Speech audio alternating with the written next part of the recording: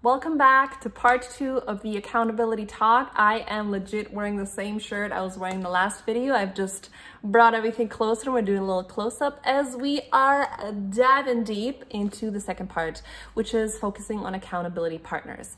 In my first video, if you've missed it, I was talking about the components that go into creating a good accountability system for yourself. One of those parts was a commitment to somebody else, which could be an accountability partner. So today I'm going to continue on talking about what attributes you should be looking for in an accountability partner, if possible, or if you yourself will be an accountability partner for somebody else, what attributes you should try to be thinking about. So I'm Ivana. If you haven't already been looking at my videos, welcome. And I'll start off with the first few points that I have. So one of the things that can be very helpful when finding somebody is there can be two types of relationships that you could have. There could be the like, we're in the same boat, we are mutually benefiting from this, I help you, you help me. That works really great if you're on the same mission towards something and you're kind of like going through the same thing at the same time. Sometimes we find ourselves reaching for goals that no one else we know are particularly dealing with at this time. So it's going to be hard to find someone that might be like literally mutually benefiting with you. In that case, it might be more of like a coaching mentorship type of relationship where like you might be getting a lot more mentoring out of it than the other person. They might get more of like the satisfaction of like coaching you and helping you and seeing you thrive. But either way, if you need an accountability partner, there is no shame in that game. I have done it and it works amazing. So what type of attributes do you think are important having when you are an accountability partner or when you yourself are looking for one? So one of the things is finding someone that has a common struggle as you. So that could be either you're going through the same thing at the same time, which is great. So let's say you find a coworker and you're like, at lunch, we're going to go for a walk. That's great. Both of you are looking to move more. You don't want to do it alone.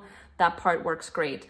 Let's say you are someone that wants to start a blog. You have never done blogs before, but you're like, I kind of like writing. I want to put my stuff out there and I think I want to do it like a blog.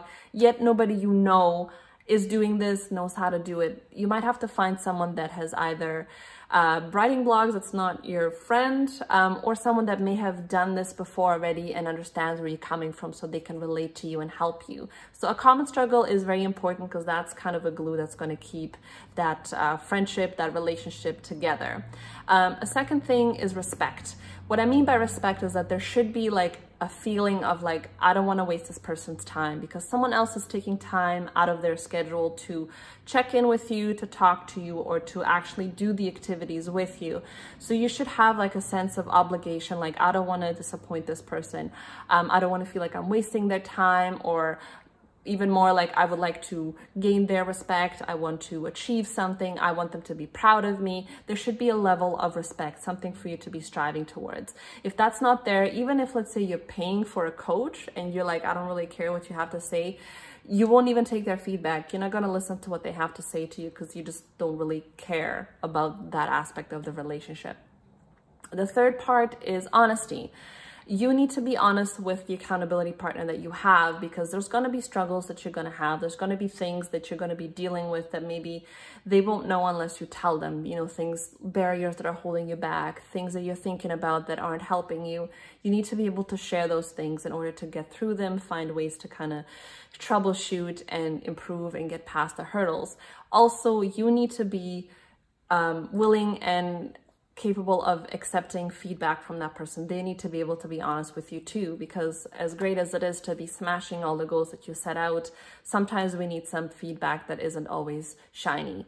And if someone is in a position where they feel like they can't share with you because maybe they are too close, which is my next point, it can be hard for them to be honest with you. So the honesty part is very important for the growth. The next part is the relationship. So I kind of said in my previous point with the honesty that like this person needs to be able to tell you how you're doing, be honest with you, give you some points of criticism, some places to improve upon. If you have a relationship that is too close with someone, so let's say they are your really good friend, they are a family member, they are a significant other, it becomes hard for them to be completely honest with you because they know how you're going to react, and they're like, I am not about to tell her this is what she's doing wrong. I do not need to be dealing with her attitude right now. So they might refrain from being honest with you. They might like tiptoe and be polite, which is not going to be helpful to you. Also, the closer you are with someone, the more things you'll have that tie you to them, which means that even if you fall short on, let's say, the commitment that you've made, let's say you're like, oh, I'm going to go running with you, but this is like your significant other, they're not going to break up with you just because you stopped running, right? Because you still have other components, other pillars in your relationship that hold that relationship together. So it's better if you can find someone that you have less things that tie you to them, and mainly like focus on like the one thing that you want to accomplish. So it kind of goes back to like the common struggle.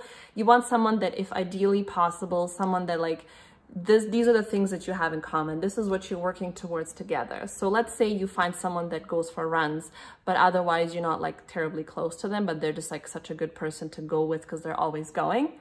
If you stop going running, I mean, they may go without you, but like now there's someone that's going for runs and you are not someone that's going for runs. You may not have a glue to hold that relationship together. Like you might not be hanging out with them beyond the fact that like this is the point that we're working towards. So you're going to work a lot harder to preserve that connection with them because like, I want to be running with you. I want to have that connection with you. So you'll be more motivated to put more work in, versus if you have other things to fall back on, you're like, well, they're still going to be there, so it doesn't matter. The next point is challenge. You want someone that, although we love being in our comfort zone and it's great to get to a place where like things are flowing, you do want someone that's going to be like suggesting and pushing you and like letting you know like you're capable, like getting you to the next level that's going to be a little bit outside of your comfort zone. So someone that's going to challenge you, not to the point where like you're breaking and failing, but someone that sees that you're capable of more than what you're doing. Great way to grow and just be the best version of yourself that you can be. And last but not least, we're all really great at finding holes in everything that we do, picking ourselves apart and identifying all the things that we didn't do enough of, that we could have done better. It's nice to have someone who's going to stop and help you smell the roses and be like, hold up, you crazy girl, you have been doing great. Why don't you take a step back and just like look at what you've done. Be happy, be proud of yourself, you're doing great. Especially when we have goals that like take weeks and months to accomplish, it's hard for us to take a step back and like celebrate ourselves. And that's also a very important part of getting to where you want to go. So these are some of the things that I have identified. This clearly is not an exhaustive list. I would love to hear more suggestions from you. Share below what you think are really important attributes to have and to show if you are an accountability partner, and let me know what has worked for you in the past. Thanks for tuning in, and until next time, bye.